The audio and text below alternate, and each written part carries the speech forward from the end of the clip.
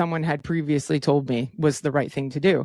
And it wasn't until I got to college where I had my first full-time goalkeeper coach who, was educating me, empowering me, giving me information. And, my career like really took off. But it was crazy because I did well in my 5 years of college. But then when I went pro, it became hard. It felt hard.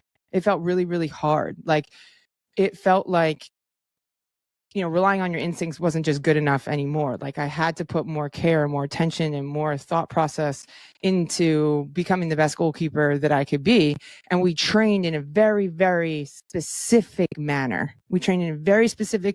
And, my career was jump-started by training under Hope Solo, who is the most athletic goalkeeper I ever worked with and was able to just do ridiculous stuff. But she also needed some support on the more technical refining pieces of her game, which is why she liked to work with me. But I knew that was like one of my X factors at that point because I was coachable.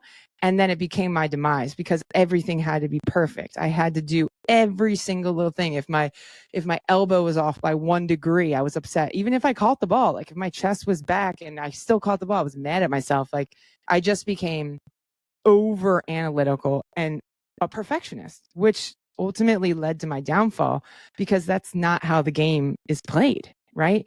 We have to be so adaptable. We have to be effective. And I was so caught up in being perfect that I actually took away from all the other things that I could do efficiently really well. And I got so caught up in these things that it ultimately led me to starting to hide what I wasn't good at. It really led me to starting to hide like my left foot because I wasn't very good at it. And so because I didn't want people to see that I wasn't competent with my left foot, I didn't want everyone to know it. I just never used it. And because I never used it, I never got better at it. And I was so unwilling to make mistakes in training that it took away the purpose of practice. The practice is to get better, right? And because I hid that left foot because I didn't want anyone to know it wasn't competent, I never got better at it. And when it came to the games, I wasn't comfortable. And in my head, I was like, I really hope it doesn't come back to my left foot because if it does, I'm not really sure what I'm going to do with it. And that became a piece of me that was always fearful and always doubting, right? And you really can't compartmentalize confidence. You can't compartmentalize like, oh yeah, I'm really good at this, but I'm not going to let my fear of it coming back to my left foot impact anything else. It's just all one, right? And because ultimately I never grew in possession, that was something that, I didn't get to that, my highest aspiration. I didn't get to that highest level of like unlocking my most potential and my best self because I was too afraid that if I let this part out of me, that I couldn't be confident too, right? Like it was a very fragile and frail confidence because I was so afraid if I had a bad practice, I was going to get cut. Or if I didn't perform well in my game, I wasn't going to get called back to the national team. And because my preparation that week wasn't good, I wasn't going to play well, and then I was going to get cut. And we've all been down the road where we catastrophize everything, right? Oh yeah. But I really think if I would have went back, like that would be the one piece of myself that I would love to just give my younger self a hug and tell my younger self, like, hey, take a breath. You're supposed to fail. You're supposed to fail right now. Yeah. It's okay to make mistakes. Like that means you're getting better. Like, if your mentality piece is right during those mistakes, you get better. Whether you have a successful rep or whether you don't, you don't need a successful rep to improve. You just need the right mindset and the right awareness around whatever it is that you're trying to work on, right? And I think I was just so caught up in being perfect that I couldn't allow myself to fail. And I couldn't allow myself to like really process what it is that I was working on, what it is I was learning. And like, I couldn't process the information available to me so that when I got into games, oh my gosh, you guys, I was an ice cube. I was so frozen because I wasn't sure what to do, right? Yeah. I hadn't really wrestled with, should I go or should I stay? It was just something I always tried to err on the side of like not making a mistake and looking dumb. And because I never pushed myself out of my comfort zone in training, I didn't get to earn the confidence when it came to game day. And I also didn't get to earn the fact that if I made a mistake in a game, I could still be confident because in training, my training never reflected that. Like, and it's not anyone else's fault but my own. My training never reflected make mistakes, wrestle. It's sticky. Work on my resilience and work on my grit and my determination and my confidence, even though it's sticky and hard. And then when it came to a game, when I made a mistake, it was like, oh my gosh, my world is crumbling underneath of me. I don't know. Does any of that resonate with you? I mean, all of it except for being one of the whatever 26 or whatever you are of the women's national team. I couldn't agree more. That was my ultimate demise. And I think it's funny because you say it, right? Like, what made you great was your attention to detail and your like relentlessness to perfect your craft, but ultimately it also was part of your demise. And I feel the same way. Like, I could just get obsessed with soccer, and I still could get obsessed with what we do until I burn myself into the ground. I'm like, I'm sick and I need to take 2 days off because I'm hacking a lung, right? Like, it's easy when you love something to just get so intertwined with it and to become like obsessed or so passionate about it that like perfection is almost what you're trying to obtain without taking a step back and being like, oh wait, perfection isn't attainable, but this progress I can make is going to sustain. Yeah. Welcome to the Keeper Institute podcast. My name is Tori Corsaro. I'm a strength and conditioning and goalkeeper coach here at the Keeper Institute and your host for today's show. The Keeper Institute is a unique goalkeeper training facility in New Jersey aimed at developing better goalkeepers and better people. On this podcast, we will be discussing all things goalkeeping, character development, and more.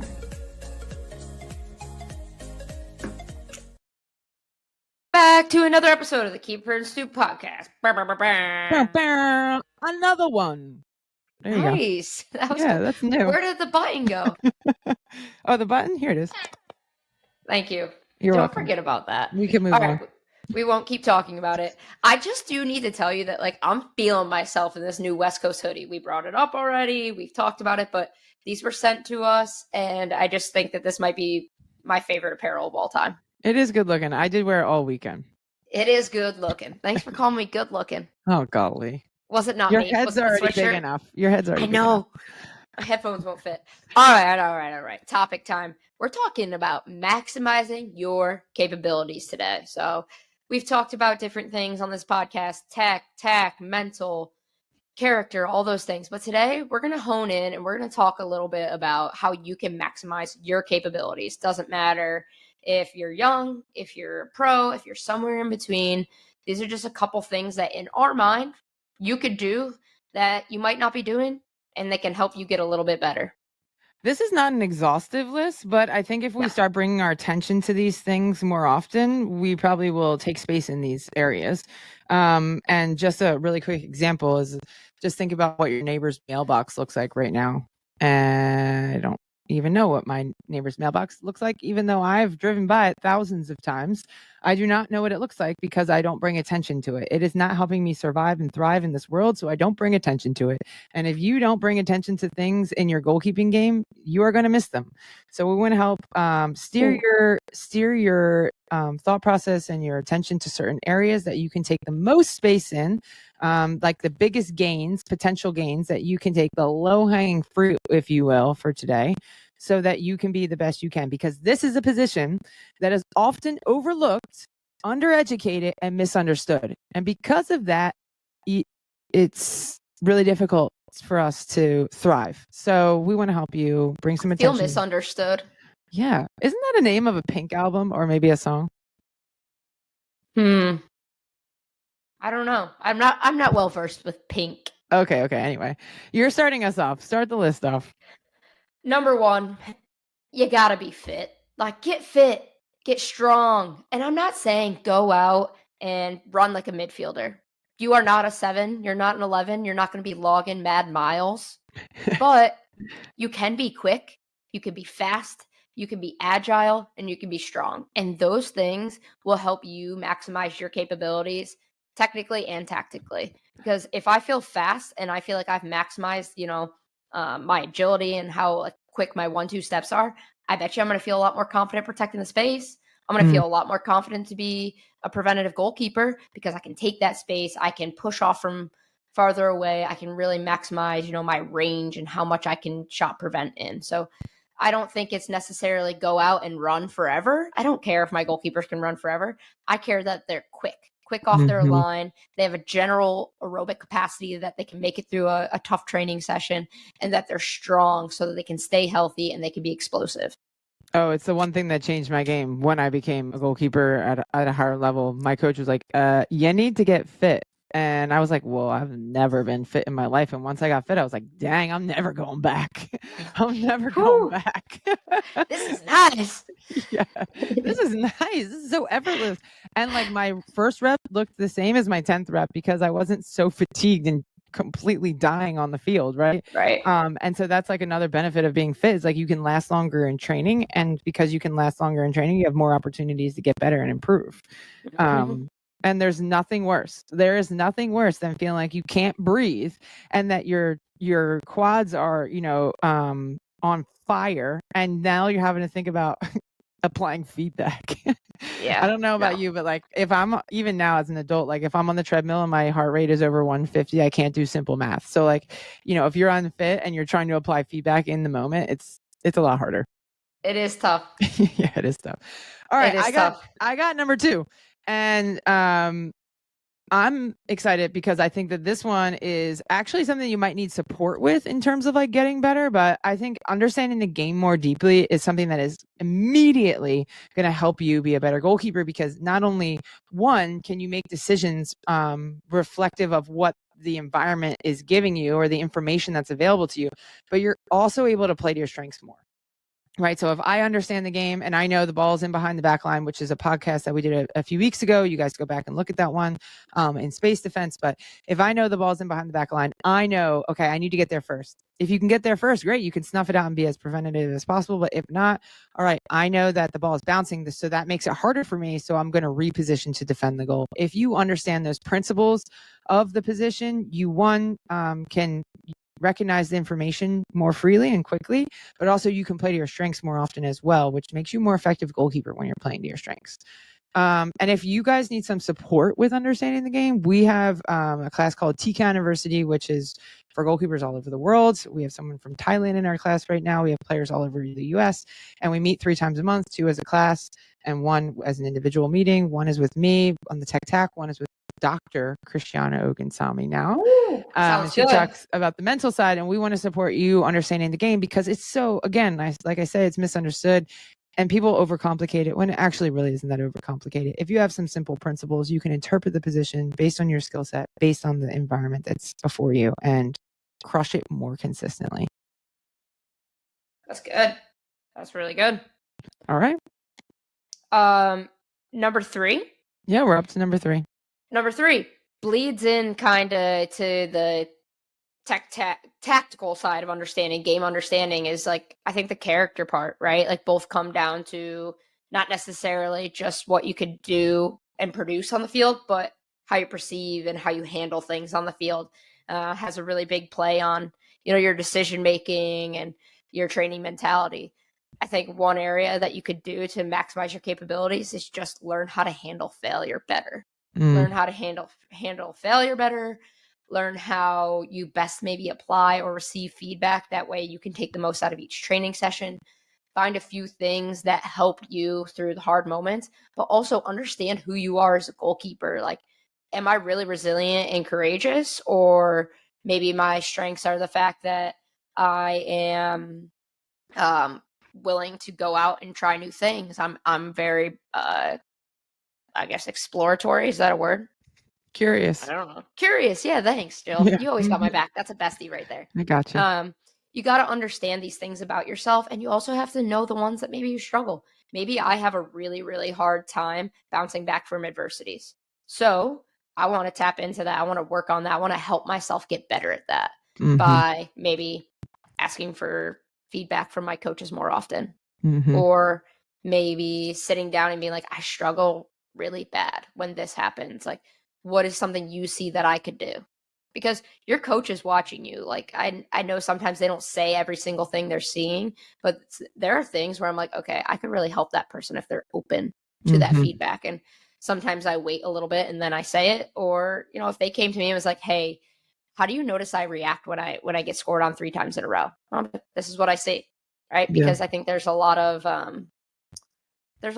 like weight in what other people are seeing or how they're seeing me react too, because then I could get a better idea of like, I think inwardly, like I'm not showing those emotions, but outwardly maybe I am. So I think just to sum this one up, working on that mental side of your game, which shout out, we just did a podcast on that, how you can kind of tiptoe around that perfectionism, bust through the door and try to get rid of it so that you can focus on your progress. So if you haven't listened to that, make sure that you highlight that one. But overall, take some time to focus on your mental game. Know what character strengths you excel with. Know what character strengths maybe you need a little more help with. And take the time to prepare yourself to go through those things. Okay, this is a piggybacking off what you said.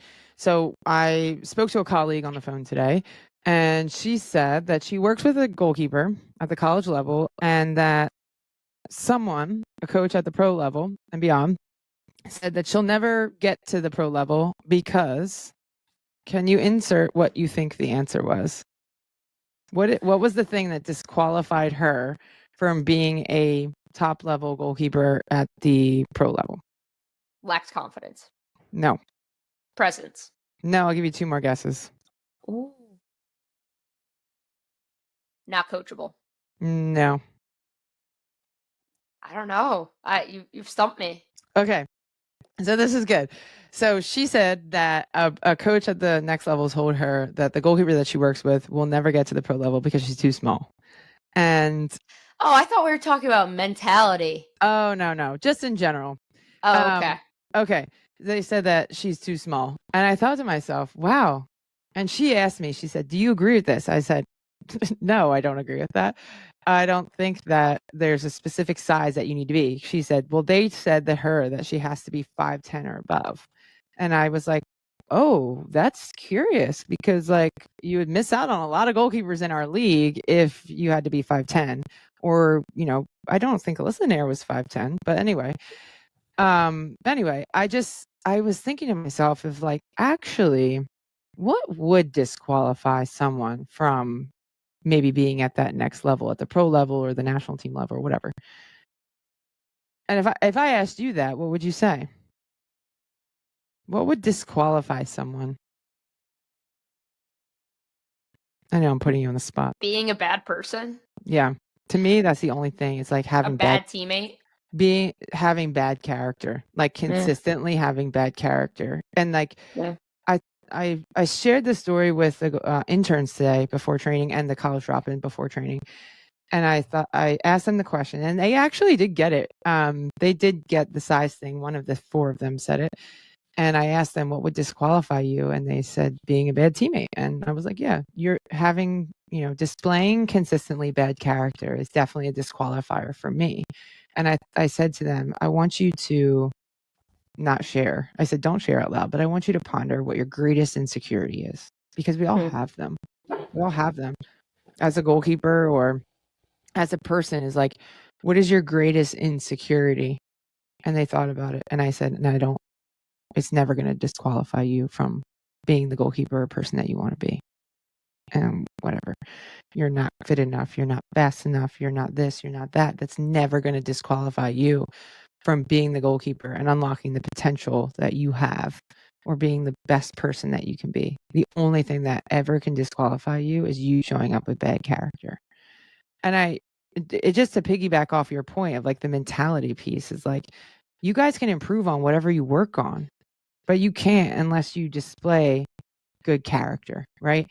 I'm not talking about being nice and kind. It is part of it, but I'm talking about being resilient. I'm talking about displaying grit. I'm talking about determination, talking about courage and bravery and wrestling with your identity when you make mistakes, right? It's not about just, oh, I need to be nice to you. No, it's about being so gritty, so gritty. And also being a great teammate is very important too. Like, there's a moral performance and there is there's moral character and there's performance character. Moral character is really important, but performance character is equally as important to those things, right? I want to be a good person from around other people, and I want to be the best person to myself. That's what character means for me, right? And I just want to encourage anybody listening to this, is like, you might not feel like you're the grittiest person but you can tap into that thing. And just like, you know, your muscles grow, your quads and your biceps and your hammies, they all grow. So can your grit, so can your resilience, so can your heart. That's really what it comes down to, right? And so by putting a little attention to that, by bringing some awareness to, when am I gritty? When am I resilient? When can I display a little bit more of that? It's going to, one, give you more confidence, because you're like, dang, with a little grit, a little resilience, look what I did. Look what I was able to accomplish. And then that's going to grow your curiosity, because you're like, dang, what else can I do? What else can I do? Yeah. And yeah, that is, I think, piggybacking off what you said in terms of character. If you put a little more attention to that, it's going to equally make you a great person and a better goalkeeper. Yeah. No extra money, a little extra time, no physical sweat. Nothing. Just like game understanding. Just a little Saturday practice, if you will. All right. I got a good question for you to wrap this one up. Bow, bow, bow. What do you want your legacy to be? Oh, Jillian. I know. That's like a deep one, right? Okay. I'm going to tell you why I'm going to ask this question, okay? Okay. People ask me all the time, what do you want your kids to be? What do you want your kids to do? What do you want them to be? Like, you want them to be soccer players? You want them to be goalkeepers? You want them to play this? I'm like, I literally don't care. I don't care. Okay. Yeah. That is why I asked you this question. Okay. I thought about this before. And so much so I even have this tattoo. It's a little eyeball with a tree inside, because you want to plant trees you'll never see. And I think for me, the most important part about like my legacy would be that I treated people really, really well. I treated people well, and I helped them feel like a sense of joy and light in their life. And whether it be because they realized they could do something they didn't know they were capable of, or I helped them along their way in their journey. I just want to leave a legacy of kindness, joy, and support. Yeah, I love that. So my answer to this question about my kids being, what do you want them to be? What do you want them to do? And I'm like, I don't care. You know why I don't care? Because we all have different things that we enjoy, and I want them to do what they enjoy, right? And for a long time, I would say, I just want them to be happy. I just want them to be happy. I just want them to be happy. I'm like, oh, golly, bleh. That's not real life, right? I get to pursue my passion every day. I get to do what I love every single day. Not happy all the time, right? And I think that's a huge misconception, is that even though I get to coach and I love it, love it, I'm not happy every single day when I do it. And there's really, really hard days.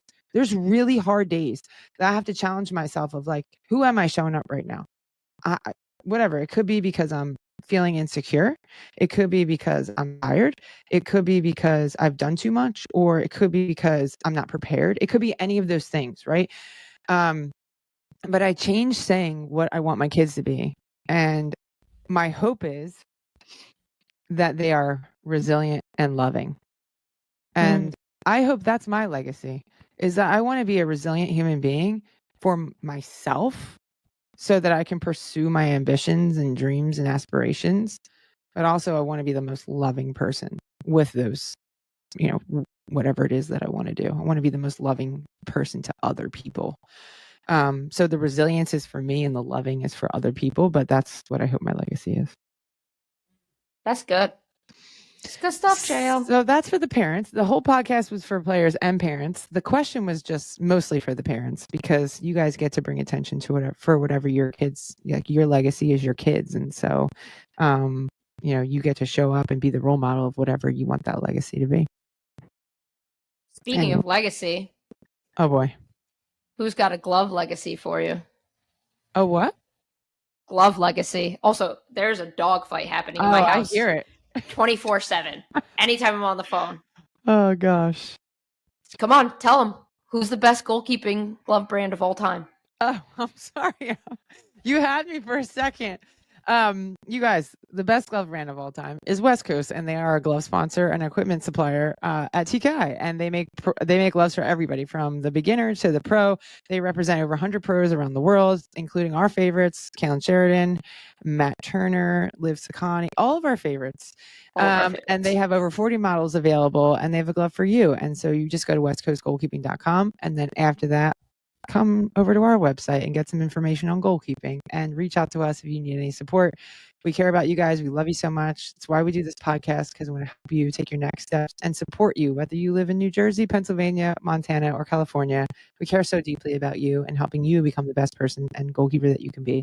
Reach out anytime so we can help you unlock your potential. And until then, we'll catch you later. Catch you later.